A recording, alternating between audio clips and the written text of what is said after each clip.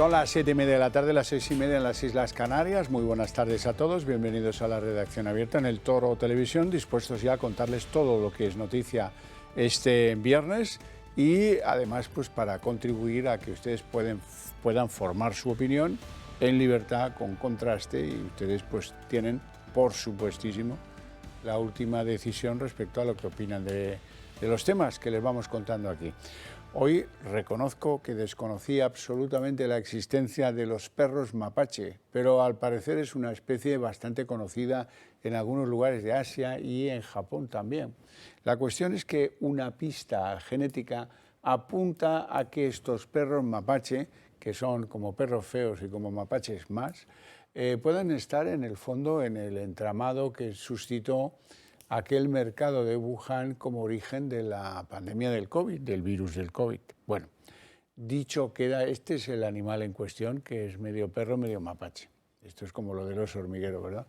En fin, vamos a dejarlo. Sí que quiero insistirles en el asunto, mi casi batalla personal con el tema de la droga en nuestro país. Fíjense, hay un cantador flamenco, Rafael Amargo, que anoche, al salir de su actuación, fue detenido por la policía por tráfico de drogas. Bueno, es la segunda vez que esto sucede y Rafael Amargo, muy conocido en el mundo del cante, pues resulta que se enfrenta ya por otro caso anterior a una petición de pena de alrededor de 7 años de prisión. Segunda vez. Bueno, y hasta aquí lo de la droga en el día de hoy. Por supuesto que ha habido incautaciones, hachís, marihuana, aquí, allá. Si esto es el continuo, esto es el día a día. Ya solo les enseño cosas de más de 6 detenciones, cosas de más de no sé cuántas toneladas, porque si no, no acabaríamos nunca. Vamos a hablar del tema del día, probablemente en lo internacional, sin duda alguna. Y lo español tampoco es que aporte grandes cosas a la jornada de hoy. Me acompaña el profesor Felipe de Basa, que además de profesor universitario en algunos centros en España, lo fue, y espero que lo vuelva a ser algún día, de la Universidad Taras Shevchenko en Kiev, en la capital de Ucrania. Muy buenas tardes. Muy buenas tardes, don Xavier. Gracias por estar aquí. Quería contar con usted porque hoy la Corte Penal ha emitido una orden de arresto contra Vladimir Putin. Bueno, hombre, pues esto para los rusos es nulo jurídicamente, para los ucranianos es un gran avance porque ven que la justicia sigue adelante. En Ucrania estaban muy fastidiados porque después de haber llevado agentes internacionales para demostrar que ha habido 70.000 casos de supuestos crímenes de guerra, nadie hace nada en las cortes penales, etc. Sin embargo, parece que en la Corte Penal han quedado muy afectados por esos 16.000 niños ucranianos que han sido, sin contar con sus familias, extraídos de su entorno familiar y cultural y enviados a lugares en Rusia donde han sido adoptados por otras personas que, en fin, que esto a la Corte Penal le ha parecido insoportable y han emitido esta orden de arresto casi más por los niños que por los crímenes de guerra. Don Felipe. Como usted decía, en principio puede servir para poco, primero porque Rusia no ha firmado este tipo de convenios y no va a aceptar lo que digan este tipo de tribunales. Pero para la comunidad internacional es un gran avance, es una victoria en cierta manera, porque alguien dice o alguien pone encima de la mesa que hay unas reglas del juego internacional que no se pueden socavar. ¿Qué consecuencias tiene esto? Pues que la vida para Putin fuera de Rusia empieza a terminarse, efectivamente. Tendrá complicado abandonar el país, sobre todo dirigido a otros muchos países. Claro, esto lo hilvanamos con lo que está sucediendo ahora en el mundo, que comentábamos usted y yo antes, y es que se están creando, no podemos hablar de una guerra fría, pero se están creando escenarios paralelos en el mundo globalizado y multilateral, y otro es en concreto lo que ya se denomina giro hacia el este. Y ahí es donde probablemente en los próximos años Putin desarrolle sus relaciones y su política internacional. Hoy alguien de la inteligencia más bien situada de proximidad con el Kremlin aportaba pruebas internacionales de que Putin tiene un doble que le sustituye en los momentos en los que a él no le apetece salir y bueno, pues que esto es típico de los dictadores de otros tiempos, ¿verdad? Y a lo largo de la historia yo estaba recordando los famosos dobles de Saddam Hussein y que en no sé qué cumbres europeas el Saddam original se encontraba cansado y venía alguien y mandaba al doble, efectivamente. Al doble. Sí, efectivamente. Bueno, pues al margen de esa peripecia hay que contar también un problema dentro de Europa. Hay países que están en Europa y que están en la OTAN que han decidido, oye, mira, esto hay que ser proactivos, caso Polonia, caso Eslovaquia, y hay que mandar aviones de combate a Ucrania. Bien es verdad que se trata de MiG-29 de fabricación rusa, o incluso soviética en este caso, y que, bueno, pues eso encaja más en lo que saben pilotar en Ucrania y que a lo mejor pues, otro tipo de envíos podría ser más problemático. En cualquier caso, sí que hay que dejar constancia de la rotundidad con la que la ministra de Defensa española, Margarita Robles, decía hoy que de ninguna manera España va a enviar tropas o cazas al territorio de guerra en Ucrania. Quiero recordar aquí que en su última visita a Kiev, Pedro Sánchez le prometió a Zelensky que se iba a estudiar en España el envío de cazas para ayudar a los ucranianos. Vamos con la Robles. La posición de España ha sido siempre muy clara. Nosotros no vamos a enviar aviones de combate, porque además entendemos que los aviones de combate que tenemos determinados países exigen una formación y una preparación distinta a los aviones de combate que tienen otros países, como por ejemplo Polonia, que son los países de la órbita de la antigua Unión Soviética. Por tanto, la posición de España es muy clara en esta materia. No se va a enviar ningún tipo de avión de combate. Bueno, yo lo único que señalo es que hay una contradicción entre lo dicho y prometido ante Zelensky y la actitud que parece ser muy firme de la ministra de Defensa. Me interesa más su opinión sobre Polonia y Eslovaquia que lo que haga el ministerio de la señora esta. Bueno, en clave europea la situación es complicada. ¿Por qué? Porque se rompe la voz única de la Unión Europea y, por tanto, como ya hemos señalado en otras ocasiones y señalan también algunos diplomáticos, podría suponer el inicio del fin de la Unión Europea, es decir, que unos países vayan por un lado y otros países vayan por otro. Lo que es el contexto OTAN, no podemos olvidar que España tiene por delante procesos electorales en breve y que tenemos un presidente del gobierno pues que podría estar cómodo en un cargo internacional y por tanto España se va a alinear a día de hoy, supongo, más con los planteamientos de la OTAN que no con los planteamientos de la no OTAN. Y por tanto puede ser que lo que haya dicho la ministra de Defensa sean en cierta manera balones fuera y que después de las elecciones de mayo puede ser, insisto también, haya un giro con Ucrania que sería un giro, perdón, haya un guiño a Ucrania que sería un guiño a la OTAN. Bueno, el lunes llega a Moscú sorprendente visita oficial de 2 días del recién nombrado líder chino Xi Jinping, por tercera vez se va a Moscú, va a estar allí 2 días y en estos momentos he leído de todo. He leído unos que creen que lo que va a hacer allí es tratar de convencer a Putin, como ya lo intentó en una ocasión, pues para que se allane el camino al final de la guerra en Ucrania, por decirlo suavemente. Otros creen que no, que la cuestión es mandarle un mensaje a Estados Unidos. Profesor de Bassa, ¿con qué se queda usted? Es significativo que durante el ejercicio político anterior, con China todavía en pandemia y donde no se había resuelto el tercer liderazgo del presidente Xi al frente tanto del país como del Partido Comunista o de la Comisión Militar Central, no se dieron pasos claros al respecto o viajes claros en relación con Rusia. Ahora el presidente Xi tiene resuelto el panorama político por los próximos 5 años. Por lo tanto, ese escenario es nuevo. Segundo, se está anunciando que en principio lo que va a hacer son acuerdos de cooperación estratégica. Pero no se nos puede olvidar que en estos mismos momentos en el Golfo de Omán hay una operación que creo que se llama Cinturón de Seguridad en el Mar 2023, donde se están haciendo ejercicios conjuntos y donde participa Rusia y participa China. Es decir, hay cierto alineamiento en las posturas. Y como decíamos antes, también se está produciendo esta política que ya llamamos giro al este, donde un portavoz de la Comisión de Asuntos Exteriores del Partido Comunista ha dicho que China jugará un papel constructivo en la resolución de problemas internacionales agudo. Si hilvanamos estas piezas que por sí mismas no parecen indicar mucho, podríamos pensar que estamos ya ante el escenario definitivo donde el presidente Xi va a intentar algo. Bueno, no lo sé. Lo que sí sé es que en Ucrania decían anteayer haber derribado un dron chino armado. O sea que alguna colaboración está habiendo.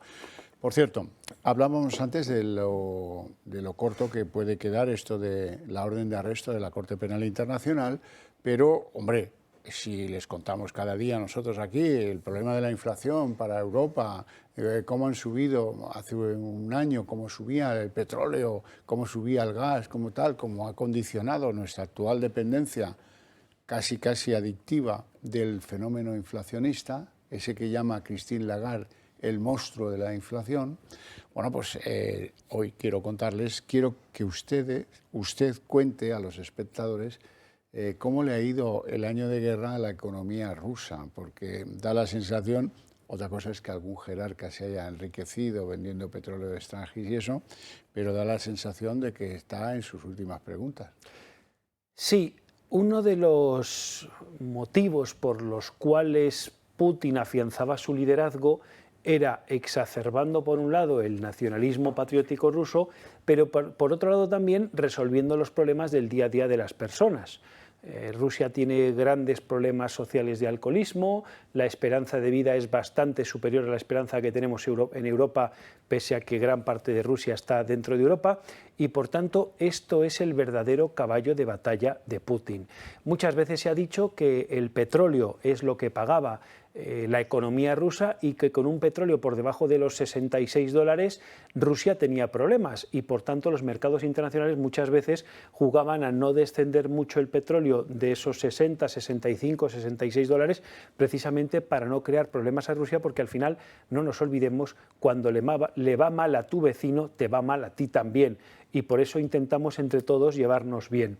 La economía rusa está en las últimas, las sanciones han servido para estrangular la economía rusa y habría que ver cómo están los índices de popularidad de Putin y cómo está empezando también la gente dentro de Rusia a opinar. Tú lees el diario ruso Izvestia y puedes sacar una opinión, pero si entras o puedes acceder a opiniones de rusos, esta es otra bastante diferente. Profesor Devas, un placer enorme tenerte en el programa. Gracias por tus opiniones. Te deseo un buen fin de semana y un feliz Día del Padre. Quiero contarles algo, ya estamos en territorio informativo nacional. Quiero que vean un trabajo en el que les contamos cómo Feijóo, que parece que no tiene muy buen banquillo, ha echado mano del viejo banquillo que tenía Mariano Rajoy, Soraya Sáenz de Santamaría, incorporaciones Fátima Báñez, que ha pasado un tiempo en la COE, y Román Escolano, que venía del aznarismo, pero que luego también estuvo ahí con Rajoy, etcétera, etcétera. La cuestión de fondo es, oiga, necesita gente, ¿será que la renovación en el Partido Popular no ha sido tan útil o tan intensa o no ha tenido tanta suerte con la acreditación de perfiles profesionales para un futuro gobierno? Pues hombre, yo lo que les planteo es, si alguno de ustedes conoce qué plan para reformar las pensiones tiene el Partido Popular, que levante la mano, que yo le cedo aquí la palabra y que nos la cuente. Y mira que eso es importante. Sabemos, eso sí, lo que van a votar en la moción de censura y todas estas cosas, pero de los temas enjundiosos, de los temas en los que hay que tener un programa solvente, que a la gente la convenza y que la gente haga que se ilusione y te vote, de eso hasta ahora nada o menos que cero. Feijóo mira al pasado y recupera viejas glorias del PP. A menos de 2 meses para las municipales y con la vista puesta en las generales, el líder popular se lanza ahora a la creación de una nueva fundación. La palabra que mejor define la ingente tarea que España tiene por delante es reconstruir. Hay que reconstruir ámbitos que se han deteriorado, valores que se han perdido y puentes que se han dejado caer o directamente se han dinamitado. Concordia y Libertad pasará a llamarse Reformismo 21 y ejercerá como un nuevo CINDAC, al más puro estilo del FAES de Aznar, pero eso sí, tendrá un claro protagonismo de personalidades muy cercanas a la etapa de Rajoy y Sáenz de Santamaría. Fátima Báñez, exministra de Empleo, ha sido uno de los perfiles más duros de conseguir por parte de Feijóo, además de uno de los puntales de la candidatura de la exvicepresidenta para disputarse con Casado en 2018 la presidencia del PP. Pero también hay dos puntas de lanza como los exministros Román Escolano, de claro perfil tecnócrata, y Josep Piqué. La incorporación de Báñez, además, se suma a la larga lista de los denominados sorayistas que ahora vuelven a tener una vida activa y políticamente hablando dentro del nuevo PP de Feijóo. El regreso de Borja Semper, ahora como portavoz de la campaña electoral, ya dio muestras de la estrategia que presentaba el líder popular. Fichajes con los que el gallego nunca ha ocultado querer llevar la cúpula de la formación con perfiles cargados de experiencia, claramente centristas y moderados. La conocida por algunos séptima planta de Génova 13 ha cambiado radicalmente en menos de un año. Un nuevo organigrama en el que ganan peso caras del pasado, pero que también distan de la regeneración del anterior líder Casado. Bueno, y seguramente ustedes hayan tenido ya noticia del lío tremendo en el que se encuentra Francia, nuestro vecino por el norte, después de que Emmanuel Macron decidiese reformar las pensiones al estilo Sánchez, por la vía del decreto ley, sin votaciones, sin pasarlo por la Asamblea de la soberanía francesa, sin en fin, ninguno de los principios de acuerdo, de consenso. Consecuencia de todo eso, algunos partidos de la oposición le han planteado una moción de censura. Y como Francia no es España, la moción la han presentado hoy y la moción se va a votar el lunes. Qué vida tan diferente la de los franceses y los españoles, ¿verdad? Bueno, vamos a ver todo eso en el siguiente trabajo. Francia se ha convertido en un hervidero después de la aprobación el pasado jueves de la impopular reforma de las pensiones. La principal medida de la reforma, retrasar la edad de jubilación de los 62 a los 64 años, ha provocado movilizaciones masivas por todo el país que acabaron en serios disturbios. La violencia se adueñó de las calles francesas, se organizaron barricadas y se quemaron contenedores. Los incidentes se saldaron con más de 300 detenidos, mientras el fantasma de los chalecos amarillos empieza a sobrevolar la mente de los franceses. Ante esta situación, dos partidos han presentado sendas mociones de censura que tendrán que ser votadas el próximo lunes, aunque todo parece indicar que no prosperarán. La primera de las mociones la ha presentado Reagrupamiento Nacional, el partido de Marine Le Pen. La segunda ha sido presentada por el grupo de diputados regionalistas Liot. Ambas mociones coinciden en que la reforma de Macron carece de legitimidad democrática, ya que se aprobó por la fuerza sin que hubiese votación alguna.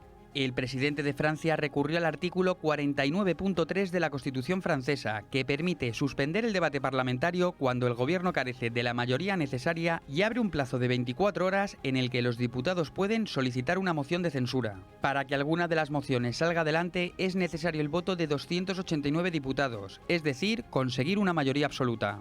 Para que salgan los números, sería indispensable el apoyo de al menos 30 diputados del Partido Republicano, que cuenta actualmente con 61 escaños y que ya han anunciado que en principio no apoyarán ninguna moción. Los sindicatos, por su parte, no han perdido la oportunidad y anuncian una nueva jornada de huelga y protestas el próximo jueves.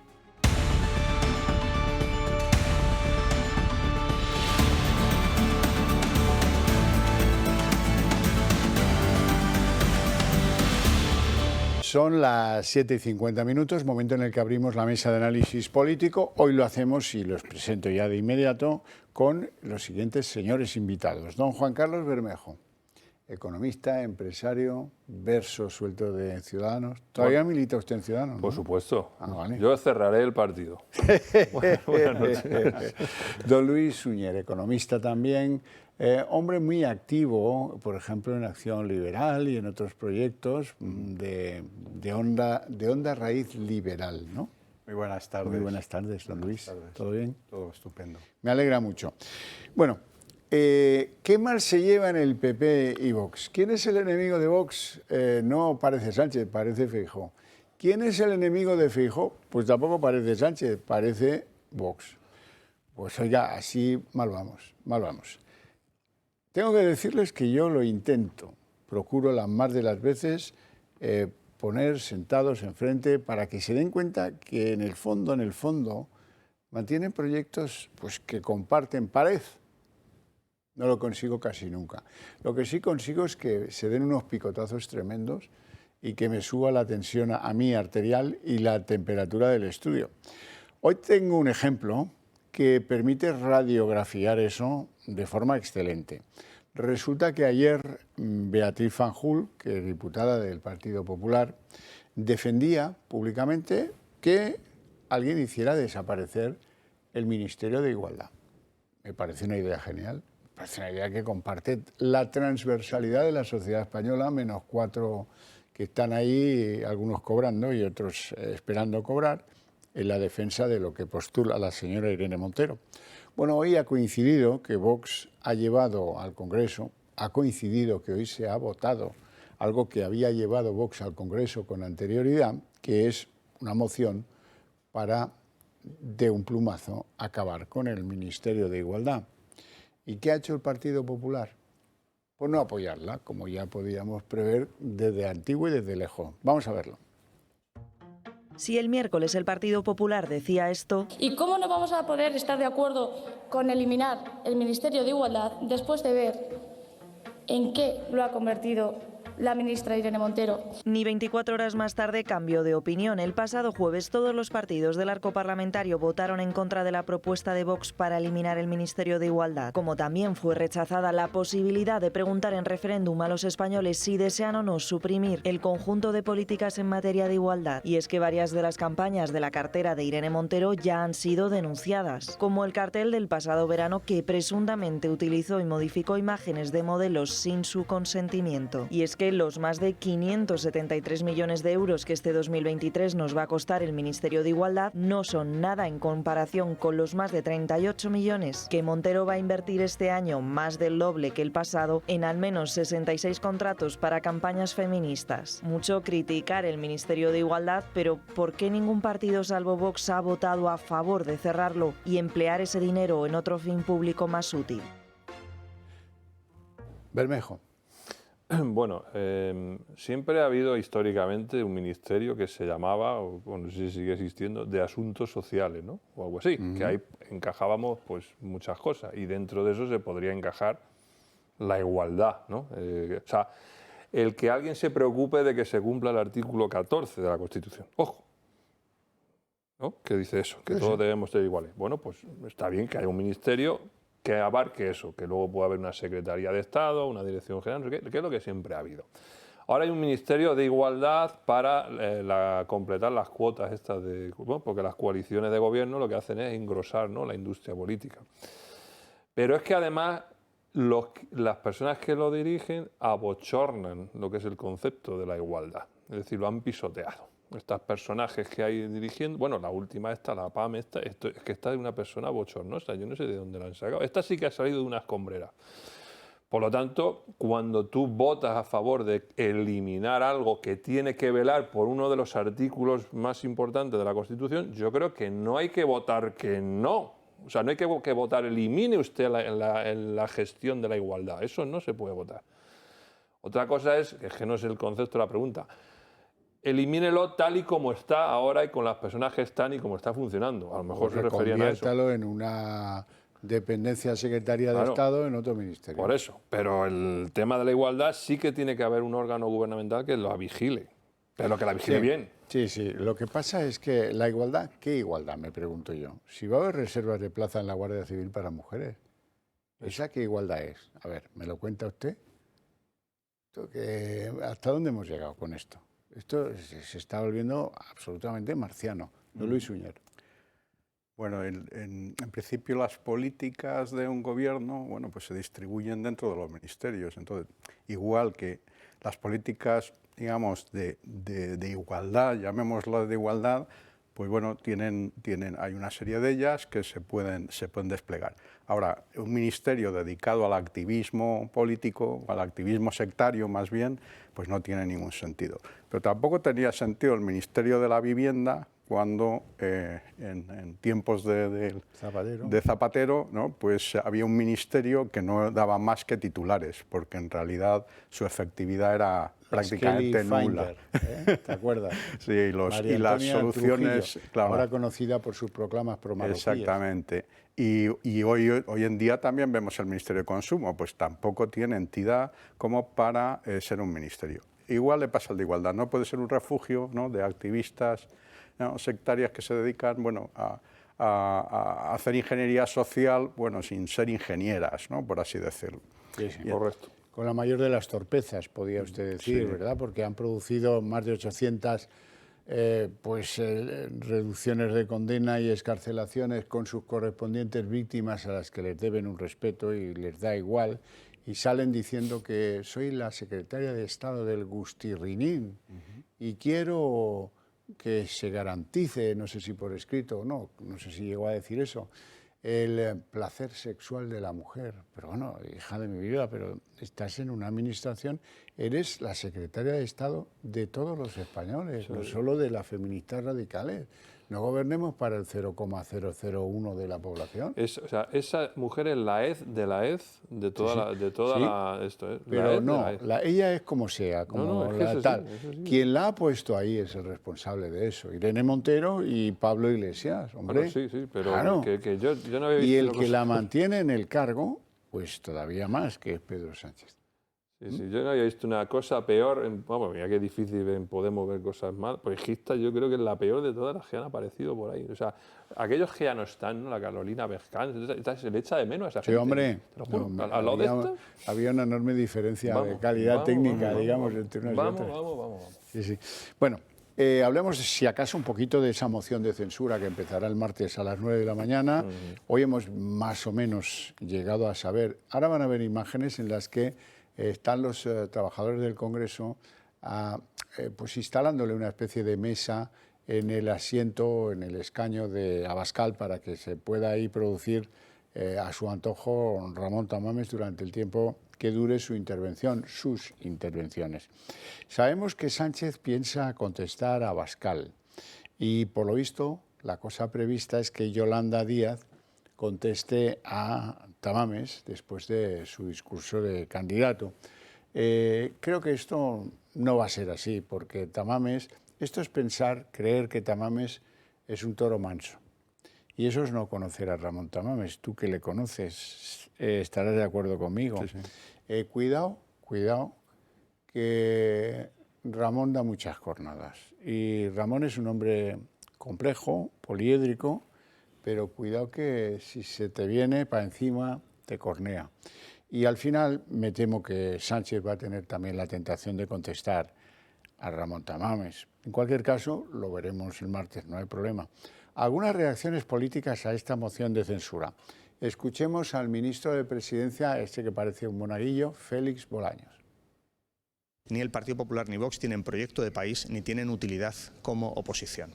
Y aquí pues veremos y escucharemos con atención y con todo respeto el discurso del señor Tamames, que por cierto, el señor Tamames parece más libre y más independiente de Vox que el propio PP, que siempre está a rebufo y haciendo seguidismo de la ultraderecha. Ganado algo. Escucharemos con atención y todo respeto el que no le tenéis a Feijóo, el que no le tenéis a Abascal, el que no le tenéis a Arrimadas, el que no le tenéis a nadie. Pero claro, los años, el carné, el pedigrí de haber sido del PC, es que ¿quién se mete con Tamames? Y cuidado que el que se meta puede salir, insisto, corneado y bien corneado. Vamos con Belarra. ¿Qué dice Belarra? Belarra a lo suyo. Esta es una gran oportunidad, la de la moción, para que Sánchez anuncie el apoyo a los postulados podemitas, por ejemplo, en materia del alquiler de vivienda. Lo que quiere es que el PSOE dé un giro a la izquierda, porque lo ve muy escorado hacia la derecha. La moción de censura de la semana que viene, la moción de censura de Vox, es una buena oportunidad para que el Partido Socialista vuelva a mirar a la izquierda, cuide y revalide esa mayoría de la investidura y, por ejemplo, pues se anuncie un acuerdo en materia de vivienda, se desbloquee esa ley en materia de salud mental que también es tan urgente. Don Luis Suñer. Bueno, no sé por dónde empezar.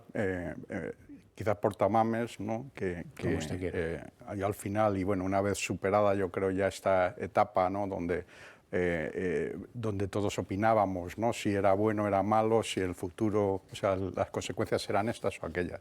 Yo creo que va a ser interesante escucharle. Al final, en el Parlamento, ¿no? El Parlamento está para el parlamentarismo. Entonces, lo que ahora mismo tenemos una escasez, ¿no? de buenos parlamentarios. Entonces, yo la verdad es que tengo curiosidad, ¿no? por ver qué va a comentar y luego cómo se le va a replicar, ¿no? Porque no estamos hablando de Irene Montero que puede replicar con gritos, ¿no? con alguna frase ya hecha, sino que aquí ya vas a tener que pensar, ¿no? qué es lo que vas a decir. Y entonces, bueno, pues el ganador o perdedor pues va a depender de su esfuerzo intelectual, en este caso. Y ahí es donde se dilucida si esto es un oxígeno que, como dice el PP, le dan a Pedro Sánchez, o si no lo es, que yo conociendo al Tamames tengo mis dudas. Bueno, salvo honrosas excepciones, hasta el día antes de ayer,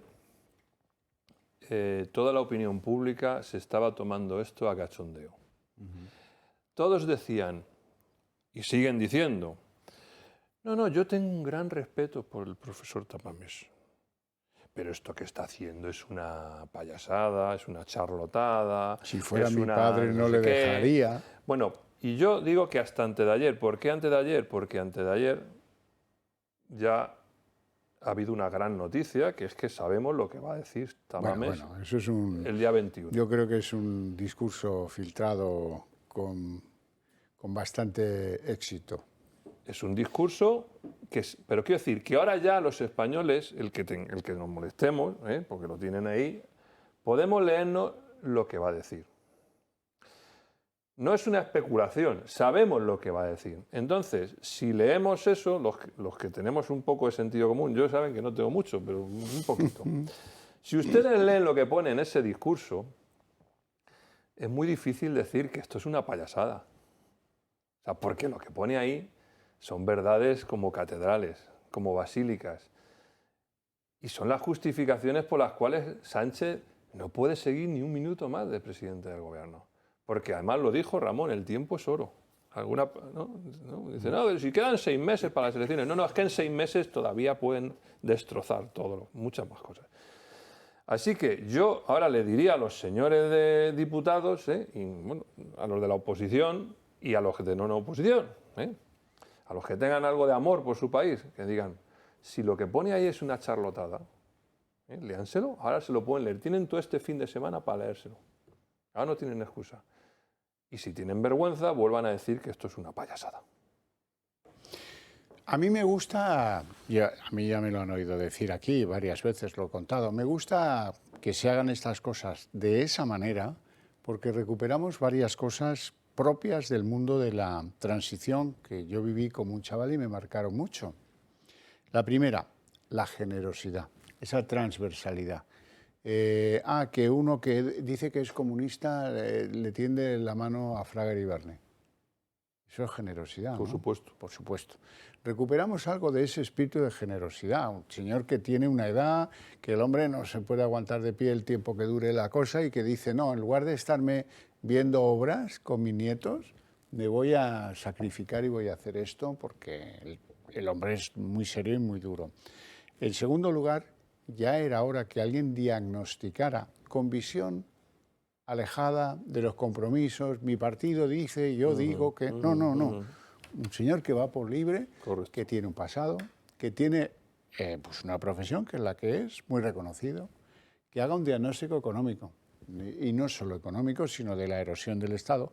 Y por último, el tercer asunto que me parece muy serio, muy importante, es que tengo ganas de que las nuevas generaciones, los que no han conocido otra izquierda más que la de Zapatero y la de Sánchez, descubran que ser de izquierda no es óbice para ser un patriota español. Exacto. Y Ramón Tamames lo es. Y como lo es, pues seguro que algún giro permitirá ver que existen, no son cosas del pasado, no, existen. Sí, yo lo que espero es que proponga temas y cuestiones, ¿no?, que obliguen a los diputados o a los que le contesten, ¿no?, a presentar una posición estudiada y trabajada. Es decir, y evitar pues, lo que estamos viendo día a día en el Parlamento, que no es más que réplicas y contrarréplicas simplemente de argumentario. Entonces, bueno, pues yo por eso tengo interés en verlo, ¿no?, porque creo que va a forzar, ¿no?, o más que forzar, va a presentar qué parlamentarios valen y qué parlamentarios no. Bueno, pues bendita sea la hora, ¿no?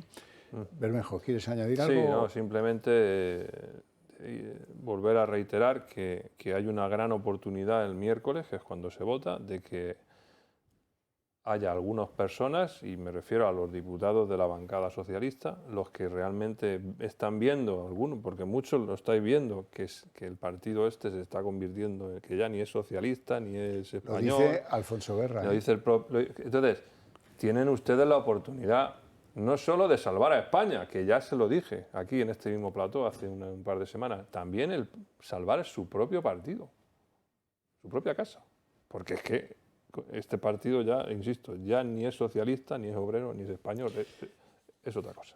Bermejo, aquí hay que jugarse las cosas, ¿no? Yo te invitaré a cenar tantas veces como diputados socialistas se abstengan. Es decir, no voten favorablemente a Pedro Sánchez. Ya no te digo que voten a favor de la moción de Vox. Que se abstengan. Que se abstengan. Por cada uno de ellos, yo te invito a cenar donde tú me digas que tengo que ir. Y yo a ti, por cada uno del PP, que vote que sí.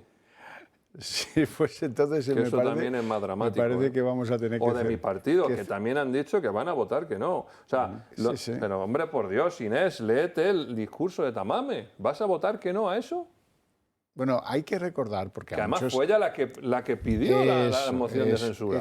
La señora de Ciudadanos fue puerta por puerta diciendo, creo que convendría, hagámoslo. En el Partido Popular le dijeron que no. No sé si llegó a picar la puerta de Vox, me parece que no.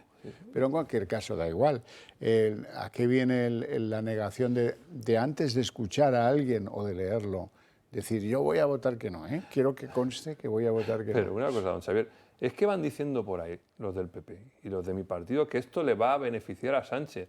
Pero vamos a ver, es que decirle a Sánchez que nos está empobreciendo más que nadie, que ha eliminado los delitos de sedición y malversación, bueno, o lo ha reducido este último, que están saliendo los violadores a la calle, y que ha pactado con los que quieren romper España, ¿eso le da votos a Sánchez? Me lo cuente. ¿Decir eso da votos a Sánchez? Me lo cuente, hombre, pero despacito. O sea, ¿cuál es la razón? Sí, no es verdad. No bueno, vamos con... tengo una alegría que daros. Lo de Tito Berni.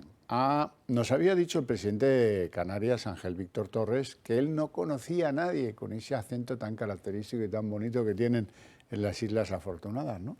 No, él no conozco, yo no sé quién es Tito Berni, ni qué hace, ni nada. Bueno, pues han empezado a salir cosas en el sumario de reuniones, de ayudas, de cosas, de tal, de nombres comunes, de encuentros, que me da la sensación que va a tener que cambiar de argumentario el presidente socialista de Canarias. Novedades en el caso del Tito Berni. El presidente de Canarias, Ángel Víctor Torres, quien aseguró no saber nada del caso que estalló como una bomba en el gobierno de Canarias, está involucrado de lleno. El mediador Navarro Tacoronte afirma que Torres se reunió con la empresa investigada RR7 por temas económicos, empresa que debe 4 millones de euros al erario público por unas mascarillas que nunca entregó. Sin embargo, es el mismo Navarro Tacoronte quien destaca la importancia de este encuentro que tuvo lugar en el restaurante El Cangrejo Colorado de Fuerteventura. Asegura que se hablaron de cosas muy importantes en plena pandemia y que en el encuentro había más cargos socialistas. Pero además de esta comida también consta en el sumario otra factura por un importe de casi 130 euros emitida en 2020, donde al parecer se dieron cita a algunos de los investigados de la causa. Y otra de las piezas clave de la trama, las grabaciones que el mediador entregó a la policía, han puesto contra las cuerdas a nuevos funcionarios. Los agentes han encontrado conversaciones con abogados y empresarios sobre presuntas mediaciones con altos funcionarios de la demarcación de costas, relativas sobre todo a proyectos de inversión en Tenerife, inversiones en las que según las conversaciones se se han llegado a manejar desde 150.000 a 500.000 euros. Lo cierto es que el caso ya ha llegado hasta el Parlamento Europeo. La presidenta de control de la Eurocámara reclama a la Comisión que tome ya cartas en el asunto. Teme que haya fondos europeos implicados, especialmente del Plan Europeo de Recuperación. Y aunque el PSOE se desvive para que el asunto no le siga salpicando, la realidad es que el caso sigue enredándose y está teniendo efectos irreversibles para la ejecutiva de Sánchez. Bermejo, esto se complica para algunos, ¿eh? Es que es evidente que los dirigentes de Canarias del PSOE sabían todo esto. A ver, si es que allí, si son 4 gatos, vamos a ver, son 4 gatos, esto es lo de siempre. Vamos, lo sabía y es muy probable que el presidente y varios consejeros estén involucrados y también representantes municipales. Vamos, yo no tengo ninguna duda. Lo que sí que parece es que es una trama bastante concentrada en las islas, ¿no? Es decir, que de momento no ha saltado o sea, que parece una mafia regional. Hay ¿no? contratos en Valencia, en Aragón y en Andalucía. Y hay contratos con una fundación en Gabón, en Níger y en no sé dónde. Sí. Y eso no lo consigue el señor que manda en el PSOE en Canarias, ¿eh? Eso lo consigue alguien de algún ministerio en España o del Partido Socialista. Sí, porque también hay canarios en los ministerios. Claro. Efectivamente, es una trama que, bueno, pues iremos conociendo, que está organizada seguro. ¿Cuántos están implicados en la trama? Pues lógicamente lo iremos conociendo con el tiempo. ¿Cuánto tiempo ha estado operando? Pues también lo iremos conociendo. Con lo cual, ahora mismo, claro, todo el mundo está de perfil, ¿no? Bueno, yo no he sido, yo no conozco. En la esperanza, ¿no?, de que no le descubran, ¿no?, que no le salpique. Sí. Bueno, vamos al momento humorístico del día. Hoy aparecía el CIS de Tezanos. Esto es un chiste. Uno de los peores momentos para Sánchez, con el solo sí es sí. El otro día se le descose la alianza Frankenstein, los de Bildu y los de Esquerra le votan en contra de la ley Mordaza de seguridad ciudadana, el caso del Tito Berni le erosiona, quieras que no, los agresores sexuales que se van a su casa o que reciben reducción de condena, y resulta, ahora vais a ver lo que según este hombre de la ejecutiva del PSOE, José Félix Tezanos, acontece en España. El PSOE va bárbaro, está en 120 escaños. Las otras encuestas que no dependen del Tito Tezanos hablan de que está entre 90 y 100, más bien con tendencia a la baja. Al Partido Popular le va fatal, le dan 130 escaños. Es verdad que no le dan más y que con eso la posibilidad de una mayoría absoluta es no incierta, sino imposible, hoy por hoy. Bueno, pues para Tezanos al PP le va fatal, está en 89. Lo que tiene ahora, más o menos, ¿no? Sí, está en 89, ni sube ni baja ni nada. A Vox le da lo mismo que tiene, 52, ¿verdad? A Unidas Podemos le va bárbaro, porque ahí está con 35 escaños, con un 10% del voto. Y a Ciudadanos, ¿cuánto le da? No, es que el queso de abajo vale, perdón. son los escaños que tienen ahora. Me estoy equivocando yo. Sí. Lo de abajo son los escaños y la previsión es lo de arriba. O sea, usted ha visto que Ciudadanos tenía 10 y ha dicho, eso se no está puede ser. equivocando mi amigo Javier, ¿no? Efectivamente. Bueno, solo lo tenemos entonces en porcentaje. Al PSOE le va muy bien, 32,7%. Al Partido Popular le va mucho peor, 28%. A Vox supongo que le irá peor, 10,1%. A Unidas Podemos, pues tampoco le va bien, el 10% es poco. Y bueno, y el resto, pues muy poquita cosa. Esto es el chiste del día, ¿no, Bermejo? Sí, pero es que yo creo que el CIS del mes pasado estaba ya el PP por delante, o si no recuerdo mal. Sí. Y ahora, después de todos estos desmanes que ha habido... han recuperado. Pero, joder, no solo lo ha recuperado, es que le saca casi 5 puntos. O sea, esto es malversación, tío. Esto es la malversación de fondos públicos. Como una catedral, ¿no? Porque esto es que es la realidad. Parece malversación, no sé si lo será o no, pero sí lo parece. Ahora, lo que está claro es que es un CIS, ¿no?, donde tratan de tapar, pues, los escándalos que ahora, o que llevamos viviendo, ¿no?, la ley del sí es sí o el caso del tío Berni. Entonces, simplemente lo va tapando, ¿no? Ahora, también lo hace Calviño, ¿no? O sea, que las previsiones de crecimiento de Calviño... Tampoco se las cree nadie. No se las cree nadie. Y siempre dice algo con la esperanza de que alguien se olvide, ¿no? Sí. Pero, digamos, pues esto es igualmente manipular el resultado, ¿no? Imagino que habrán tomado la muestra. Bueno, vamos a ver el último de los asuntos que yo quiero someterles. En esta mesa espero que esto sea unánime y mantenemos el orgullo de querer reivindicar la figura del padre. Hay otros que le llaman a esto la persona especial que vive en la familia, para no llamarle padre. Otros le llaman un progenitor no gestante, y así. Y lo que es denunciable es que algunos educadores y algunos centros educativos, no muy alejados de la Iglesia Católica, por cierto, estén en darle alas a esta doctrina de, no, hombre, la Día del Padre, pero qué barbaridad, quita. No queremos tener nada que ver con eso. Vean. Escándalo en un grupo de WhatsApp de padres de un colegio de Jerez. Este 19 de marzo ya no será el Día del Padre. Buenas tardes, papi. Mira, era para decirlo que el día 19, que cae en domingo, es el Día del Padre, ¿vale? Toda la vida. Como bien sabéis, ya no se celebra el Día del Padre, pues hay muchos tipos de familias, monoparentales, hay cuando son a lo mejor dos madres o dos papás. Lo que vamos a celebrar es el Día de la Persona Especial. Ay. ¿Vale? Un ejemplo seguido ya por otros colegios, como el de las Mercedarias, que también ha eliminado el Día del Padre y tampoco hará actividades con los niños de primaria para el Día de la Madre. La solución para estos centros educativos es cuanto menos curiosa. Con lo cual, a ver si me podéis ir trayendo una foto ya o de la familia, o por ejemplo, venga, el primo Jaime es el primo más guay con el que más se divierte mi niño, con el que más se ríe. Pues el primo Jaime, con el niño. O por ejemplo, con los abuelos, o la familia entera, o si queréis papá, mamá y los hermanos. Un ejemplo, papá, a ver, un ejemplo, papá y una mamá, lo de toda la vida.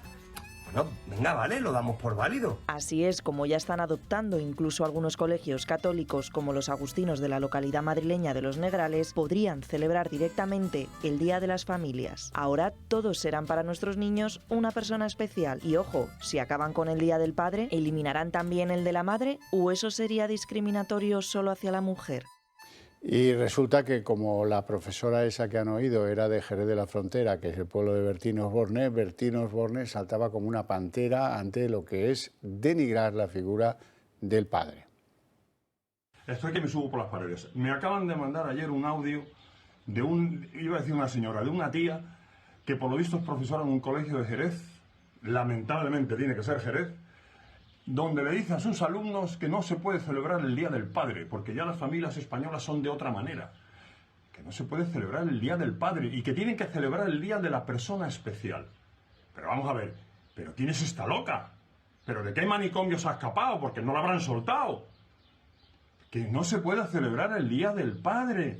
Pero, y cuando sea el Día de la Madre, ¿qué será? ¿La madre con bigote? ¿O qué coño va a celebrar esta? Pero vamos a ver, nos hemos vuelto locos todos. Pero o estoy loco yo, o está loca ella, o se ha vuelto loco el país. ¿Pero qué es esto? ¿Pero qué es esto? Si yo fuera... Mis hijas han ido todas al colegio en Jerez. Si yo fuera jerezanos padres de esos niños, sacarlos del colegio cagando leches. Pero sacarlos del colegio. ¿Pues vosotros sabéis lo que le estará enseñando esta tía? Pues lo que piensa Bertín lo pensamos muchos españoles, Bermejo.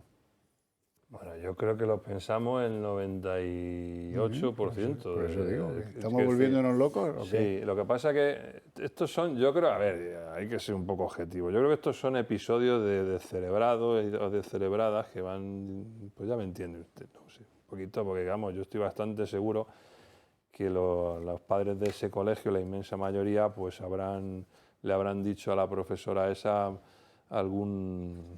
unos de más modo y otros de peor modo, le habrán dicho que se vaya a TPC, ¿no?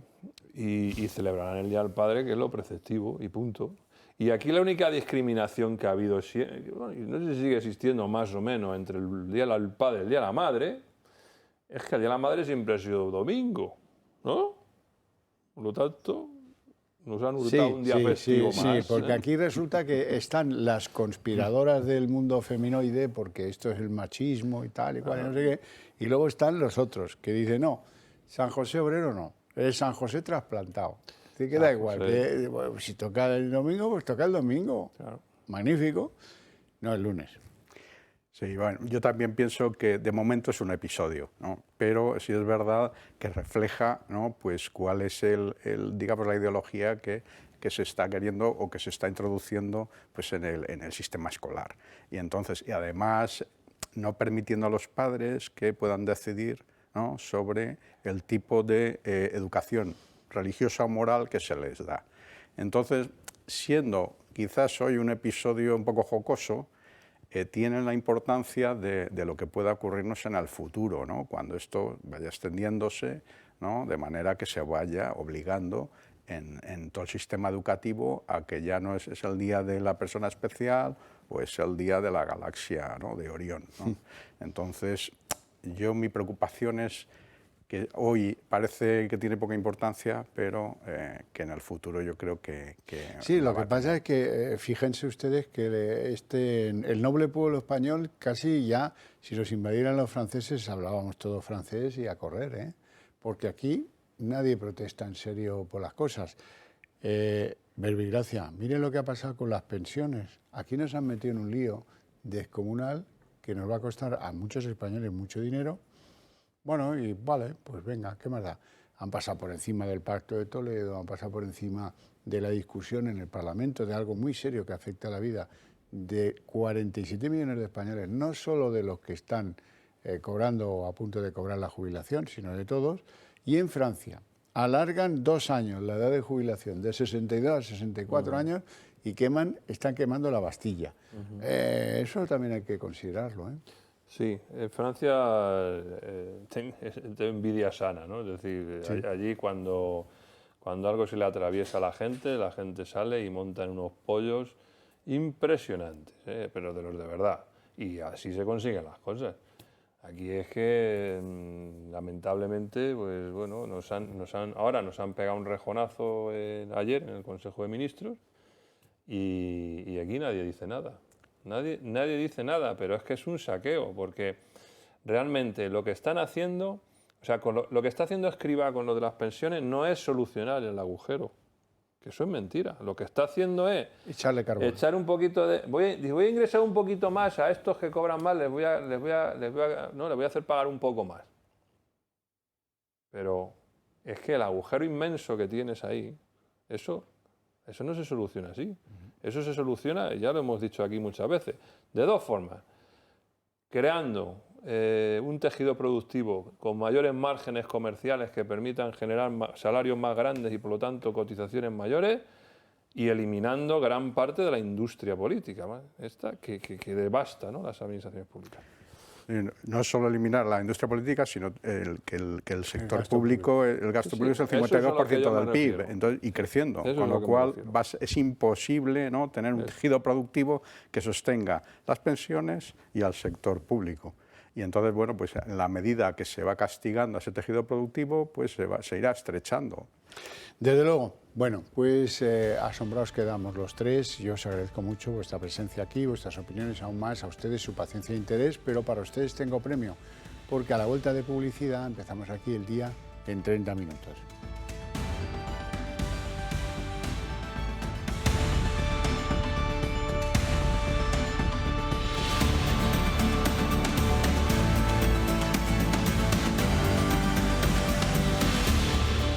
El día en 30 minutos. La Corte Penal Internacional ha emitido una orden de arresto contra el presidente ruso Vladimir Putin. La Corte Penal Internacional alega que el jefe del Kremlin es responsable de crímenes de guerra en Ucrania, que incluyen, por cierto, la deportación ilegal de niños ucranianos a tierras rusas. Moscú niega las acusaciones de los crímenes de guerra durante la invasión y dice que el valor de esta orden de arresto es nulo.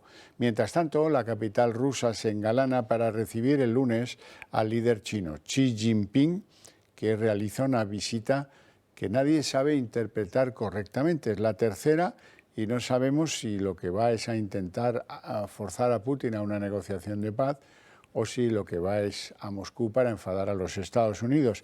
Bueno, todo eso en plena polémica por el envío de cazas de diferentes países europeos y de la OTAN al frente ucraniano. Les habló de Eslovaquia y de Polonia. Son aviones de combate de origen ruso que van a poner en manos del gobierno de Zelensky.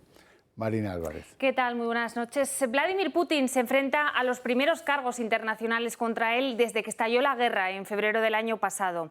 La Corte Penal Internacional le acusa de secuestrar a niños ucranianos y deportarlos ilegalmente a Rusia, cometiendo así un crimen de guerra. Esta acusación es fruto de una investigación de Naciones Unidas que verifica que Rusia ha cometido violaciones, torturas, deportaciones de niños y asesinatos a civiles durante la guerra. El Kremlin no es miembro del tribunal, por lo que asegura que los cargos contra Putin no tienen validez jurídica alguna. El presidente ruso solo podría entonces ser juzgado si viaja al extranjero y es detenido por alguno de los países miembros de la Corte. Ucrania, por su parte, ha agradecido el gesto y ha asegurado que son más de 16.000 los menores afectados. Y el presidente chino Xi Jinping, recientemente revalidado como líder de su país y además del Partido Comunista de su país, llega este lunes a Moscú para cursar una visita oficial de 2 días y tratar con Putin asuntos estratégicos. La visita coincide con el derribo de algunos drones de fabricación china armados en los escenarios bélicos de Ucrania y también coincide con un buen momento en el que China y Rusia están celebrando algunas maniobras conjuntas en lejanos mares lejanos de cualquiera de los dos países. No está claro si Xi Jinping lo que pretende es forzar a Putin a dar marcha atrás en la guerra ucraniana o si su objetivo es ayudarle a encontrar una salida digna o tal vez enfadar a Estados Unidos. Y además Eslovaquia se suma a Polonia y anuncia el envío de 13 cazas de combate soviéticos a Ucrania. Ya son 2 los miembros de la OTAN que han decidido dar este paso al frente y podría haber más en los próximos días. En España, Margarita Robles ha descartado hoy de manera tajante que España se sume a estos envíos. Una posibilidad que, por cierto, el presidente sí puso sobre la mesa en su última visita a la capital ucraniana. España no enviará cazas a Ucrania. La posición de España ha sido siempre muy clara. Nosotros no vamos a enviar aviones de combate. La ministra de Defensa, Margarita Robles, ha sido tajante y rompe así con los propósitos del presidente Sánchez. Pues me parece que es una petición legítima que tenemos que estudiar. A partir de ahí, evidentemente, tendremos que ver cuáles son las capacidades militares que tenemos, las Fuerzas Armadas, el Ministerio de Defensa. El caso es que el socialista se había comprometido en su última audiencia con Zelensky a estudiar esta propuesta y ahora, sin embargo, no está ni siquiera sobre la mesa. Países de la OTAN como Polonia y Eslovaquia ya han anunciado que sí que ofrecerán esta ayuda militar a Ucrania. En concreto, le enviarán varios modelos de aviones de combate, eso sí, de origen soviético. Se da la casualidad de que los soldados ucranianos no podrían recibir aviones de combate occidentales, dado que necesitarían de al menos un año para poder tener los conocimientos para su uso. Zelensky, no obstante, se ha adelantado a que se instruya esta formación, sea cual sea la decisión del resto de países de la OTAN. La administración de Joe Biden se ha sumado a la decisión del Ejecutivo de Sánchez de no enviar aeronaves F-16 americanas, que es la que se solicita. En el segundo caso, porque ni siquiera las tienen. El Kremlin, que sigue acechando a la provincia ucraniana de Bakhmut, insiste en que destruirá cualquier instrumento que utilice Ucrania para defenderse de esta guerra. Para los rusos, que la Corte Penal Internacional pide el arresto de su presidente Vladimir Putin no supone gran cosa. Es nulo jurídicamente, declaran los voceros oficiales del jefe del Kremlin. Para los ucranianos, sin embargo, la otra parte enfrentada es una muy buena señal que demuestra que la justicia está en marcha después de muchos meses de silencio y de investigación de presuntos crímenes de guerra. La diplomacia ucraniana lleva muchos meses movilizada para conseguir precisamente que la comunidad internacional enjuicie los más de 70.000 casos de supuestos crímenes de guerra que han chequeado, por cierto, numerosas misiones internacionales. Las autoridades de Kiev han compartido con el Tribunal de La Haya más de 40 volúmenes y 1 millar de páginas de pruebas que documentan estos casos de crímenes de guerra. Sin embargo, da la sensación de que en esa Corte Penal Internacional pesan hoy más los maltratos a niños ucranianos, que en más de 16.000 casos han sido forzados a abandonar sus hogares y a sus familias y a ser deportados a territorio ruso. La orden del Tribunal Penal Internacional no significa más que Putin, que no se prodiga precisamente en viajes por el mundo, no vaya a poder abandonar Rusia. Eso poco importa para el panorama ruso puertas adentro, pero para la diplomacia rusa sí que es un trance difícil porque no puede ignorarlo, y en el panorama internacional eso pesa y merma la influencia y la capacidad para influir que entre los diferentes países que apoyan la causa rusa tiene Putin. Y en España el Congreso se prepara para la moción de censura de Vox que tendrá lugar la semana que viene. Tamames intervendrá finalmente desde el escaño de Santiago Abascal, donde hoy se ha habilitado una mesa para que el economista pueda pronunciar su discurso sentado. El líder de Vox va a estar previsiblemente sentado al lado de Tamames. La ubicación elegida le va a permitir al exlíder del PCE debatir frente a frente con Pedro Sánchez.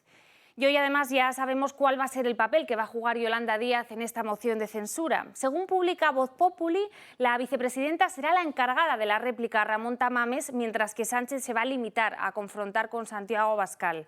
Moncloa ha diseñado así una estrategia para atacar a Vox por su moción de censura sin atacar directamente al candidato. Montero o Belarra, por su parte, no intervendrán como gobierno, aunque sí podrán hacerlo como portavoces de Unidas Podemos.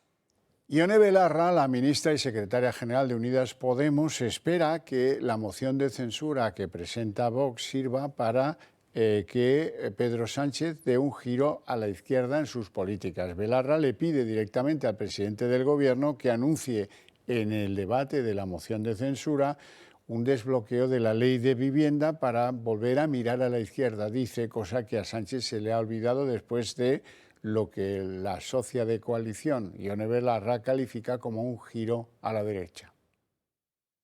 La moción de censura de la semana que viene, la moción de censura de Vox, es una buena oportunidad para que el Partido Socialista vuelva a mirar a la izquierda, cuide y revalide esa mayoría de la investidura y, por ejemplo, pues se anuncie un acuerdo en materia de vivienda, se desbloquee esa ley en materia de salud mental que también es tan urgente. El objetivo del Partido Socialista con esta moción es retratar al Partido Popular como una extensión de Vox. El ministro de la Presidencia, Félix Bolaños, ha acusado a los populares, que se van a abstener en esta votación, de ser menos independientes que el propio Tamames. Ni el Partido Popular ni Vox tienen proyecto de país ni tienen utilidad como oposición.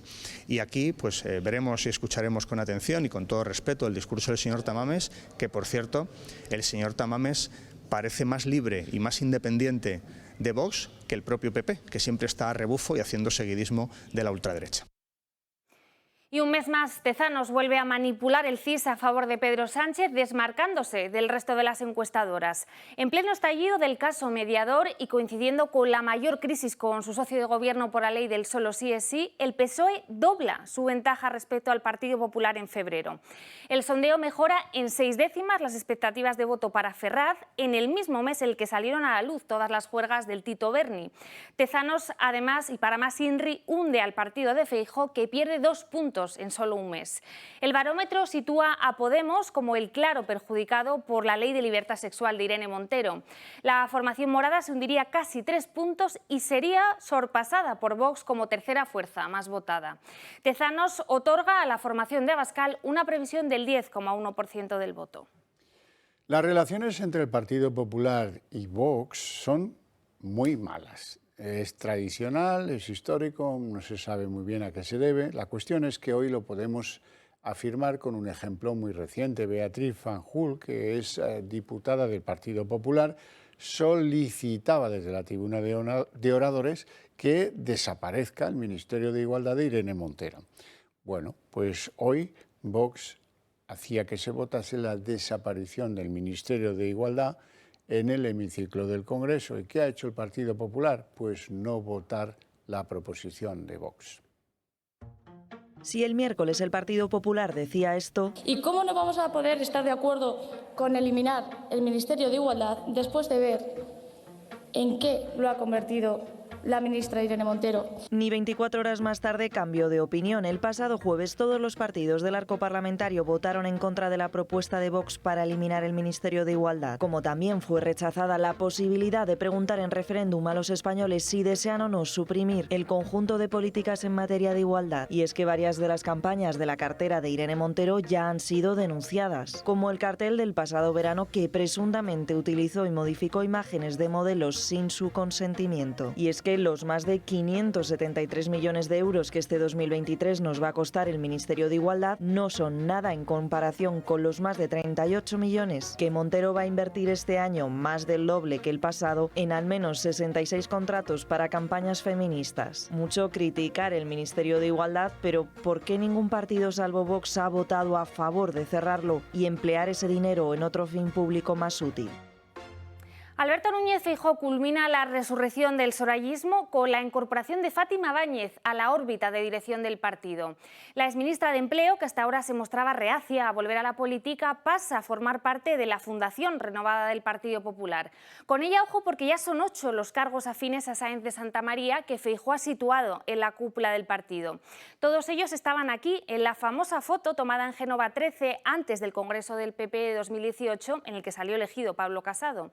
Carmen Fúnez, Enrique Cocero, Alejo Miranda, Íñigo de la Serna, Javier Arenas y Elías Bendodo tienen ahora un papel protagonista en el PP de Feijóo. Feijóo mira al pasado y recupera viejas glorias del PP. A menos de 2 meses para las municipales y con la vista puesta en las generales, el líder popular se lanza ahora a la creación de una nueva fundación. La palabra que mejor define la ingente tarea que España tiene por delante es reconstruir. Hay que reconstruir ámbitos que se han deteriorado, valores que se han perdido y puentes que se han dejado caer o directamente se han dinamitado. Concordia y Libertad pasará a llamarse Reformismo 21 y ejercerá como un nuevo CINDAC, al más puro estilo del FAES de Aznar, pero eso sí, tendrá un claro protagonismo de personalidades muy cercanas a la etapa de Rajoy y Sáenz de Santamaría. Fátima Báñez, exministra de Empleo, ha sido uno de los perfiles más duros de conseguir por parte de Feijóo, además de uno de los puntales de la candidatura de la exvicepresidenta para disputarse con Casado en 2018 la presidencia, pero también hay 2 puntas de lanza como los exministros Román Escolano, de claro perfil tecnócrata, y Josep Piqué. La incorporación de Báñez, además, se suma a la larga lista de los denominados sorayistas que ahora vuelven a tener una vida activa y políticamente hablando dentro del nuevo PP de Feijóo. El regreso de Borja Semper, ahora como portavoz de la campaña electoral, ya dio muestras de la estrategia que presentaba el líder popular. Fichajes con los que el gallego nunca ha ocultado querer llevar la cúpula de la formación con perfiles cargados de experiencia claramente centristas y moderados. La conocida por algunos séptima planta de Génova 13 ha cambiado radicalmente en menos de un año. Un nuevo organigrama en el que ganan peso caras del pasado, pero que también distan de la regeneración del anterior líder Casado. Yolanda Díaz ha compartido hoy un acto con Íñigo Errejón en el que ha alabado su voluntad pedagógica. La vicepresidenta, que ha mostrado mucha sintonía con el líder de Más País, sigue sin aclarar si va a concurrir con Podemos a las próximas generales. Ante las prisas de Podemos para que marque posición, hoy la ministra de Trabajo ha asegurado que la política no va de ruidos ni de presiones. La política va de hablar de la vida de la gente. La política no va de ruidos, no va de fuerzas ni va de presiones. Va de trabajar desde sí posiciones diferentes, pero siempre complementarias y sabiendo que tienes un reto común, que es mejorar tu país. Las novedades del caso mediador hoy, de nuevo, provienen de Canarias. En Canarias, el presidente de la comunidad autónoma, el socialista Ángel Víctor Torres, había negado públicamente cualquier relación, conocimiento, etcétera, etcétera, de las tribulaciones de Tito Berni, de su red de corrupción, etcétera, etcétera, etcétera. Sin embargo, empiezan a aparecer documentos, declaraciones, testigos que demuestran que Ángel Víctor Torres, el presidente socialista de Canarias, mantuvo reuniones económicas importantes, al menos con una de las empresas del Tito Berni, la que dejó un pufo en las cuentas del gobierno de Canarias de 4 millones de euros a cuenta de test COVID durante la pandemia.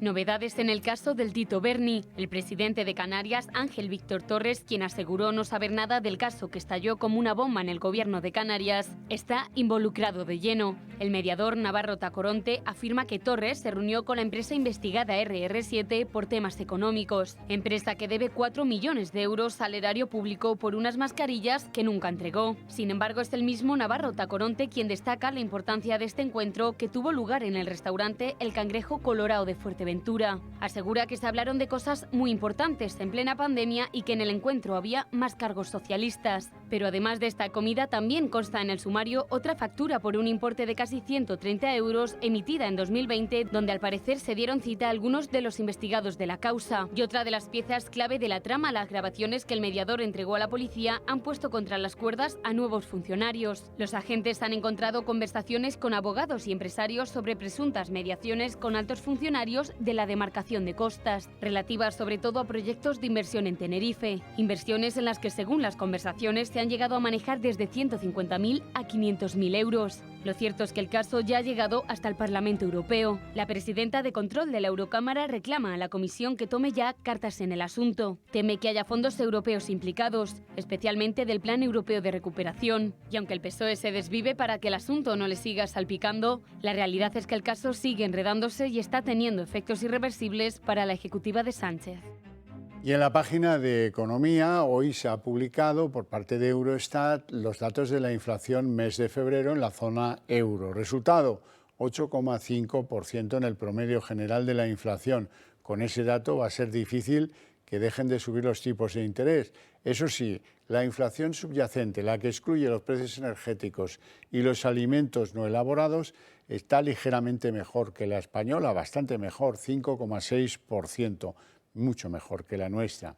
Por otra parte, la OCDE ha hecho saber hoy sus predicciones para el crecimiento de la economía española este año 2023. Dice que creceremos un 1,7%. El crecimiento de la economía española alcanzará este año el 1,7%, una expansión 4 décimas mayor de lo estimado previamente por la Organización para la Cooperación y el Desarrollo Económico, que supone una sensible desaceleración respecto al 5,5% de 2022, pero que sitúa a España entre las economías avanzadas que más crecerán en 2023 y más del doble que el 0,8% estimado para la zona euro. Asimismo, de cara al próximo año, las nuevas proyecciones para las economías avanzadas mantienen para España una expectativa de crecimiento del PIB del 1,7%, en línea con lo anticipado el pasado mes de noviembre, que situaría a la economía española junto con la alemana como la más vigorosa entre las principales de la zona euro, cuya expansión en 2024 se estima en el 1,5%. En cuanto a la evolución de los precios, la OCDE ha revisado a la baja sus expectativas de inflación para España y ahora espera que la tasa general se modere en 2023 al 4,2%, 6 décimas menos de lo estimado previamente y por debajo del 8,3% de 2022, mientras que para 2024 contempla una subida de los precios del 4%, frente al 4,8% que esperaba el pasado mes de noviembre. Por otra parte, la OCDE ha mejorado las previsiones de crecimiento mundial para los 2 próximos años. Ahora espera una expansión del PIB del 2,6% en 2023, 4 décimas más de lo estimado, aunque por debajo del 3,2% registrado en 2022, mientras que para 2024 ha mejorado 2 décimas su pronóstico global, hasta el 2,9%.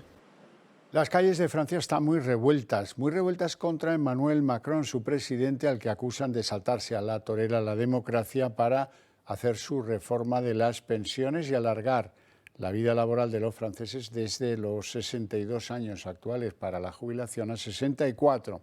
La oposición también aprieta a Macron, quiere que dimita por la manera en la que ha llevado a cabo esta aprobación, la vía del decreto ley, muy propia de Pedro Sánchez. Hoy se han presentado 2 mociones de censura contra Macron en la Asamblea Nacional. Las mociones, al contrario que pasa en España, se votan con prácticamente total inmediatez. Se van a votar el próximo lunes. Francia se ha convertido en un hervidero después de la aprobación el pasado jueves de la impopular reforma de las pensiones. La principal medida de la reforma, retrasar la edad de jubilación de los 62 a los 64 años, ha provocado movilizaciones masivas por todo el país que acabaron en serios disturbios. La violencia se adueñó de las calles francesas, se organizaron barricadas y se quemaron contenedores. Los incidentes se saldaron con más de 300 detenidos, mientras el fantasma de los chalecos amarillos empieza a sobrevolar la mente de los franceses. Ante esta situación, dos partidos han presentado sendas mociones de censura que tendrán que ser votadas el próximo lunes, aunque todo parece indicar que no prosperarán. La primera de las mociones la ha presentado Reagrupamiento Nacional, el partido de Marine Le Pen.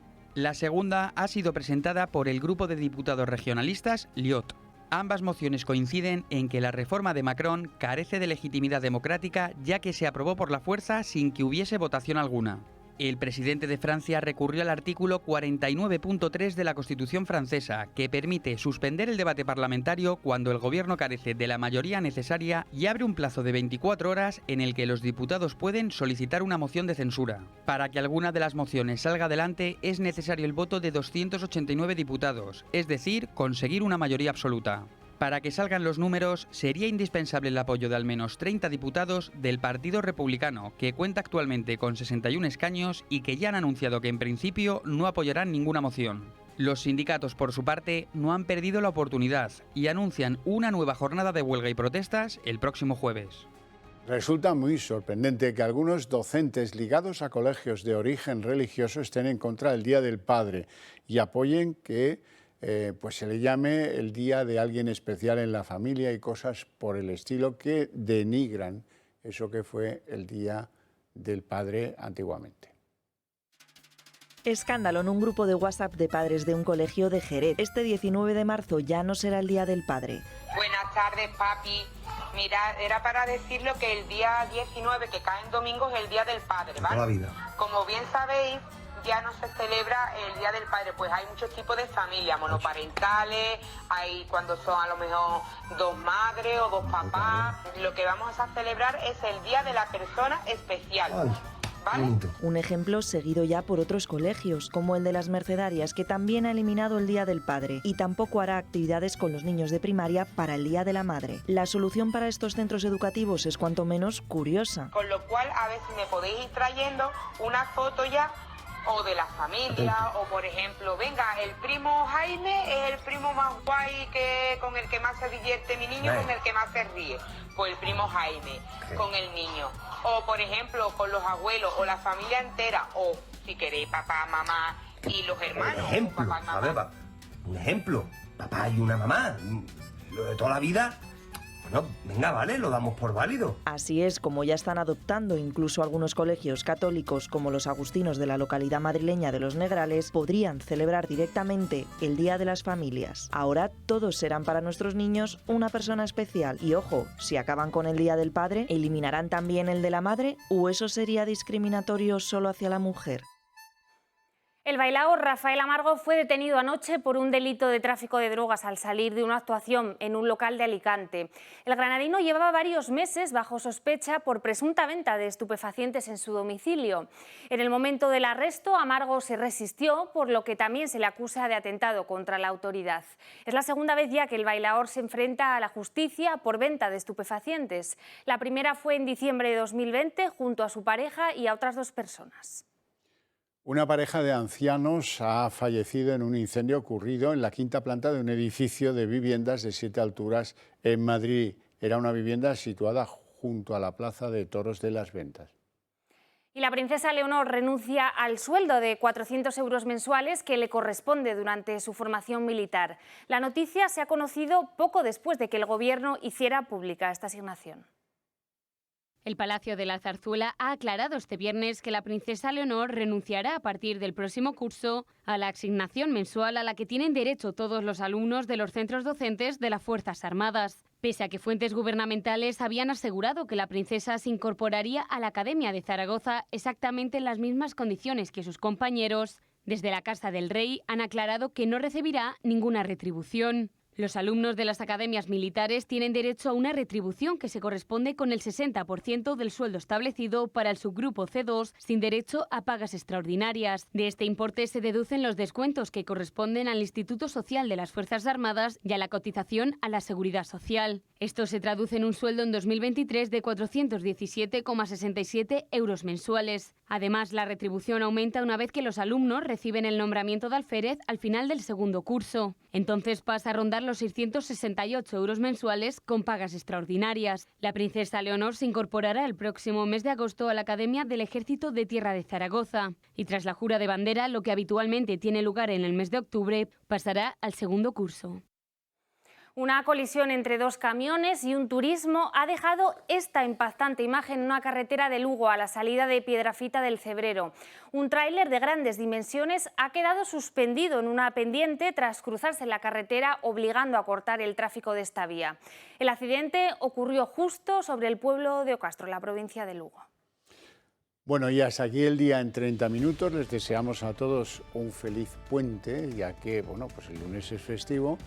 Especialmente a todos los que nos acompañan hasta ahora y en lo sucesivo, en las horas que restan del día, les deseamos una muy feliz noche. Y especialmente a todos los padres que celebran su día este próximo domingo. El lunes ya saben que seguimos con programación normal, con Dando Caña y con El Gato al Agua, con el que ahora les dejamos. Que pasen buen fin de semana.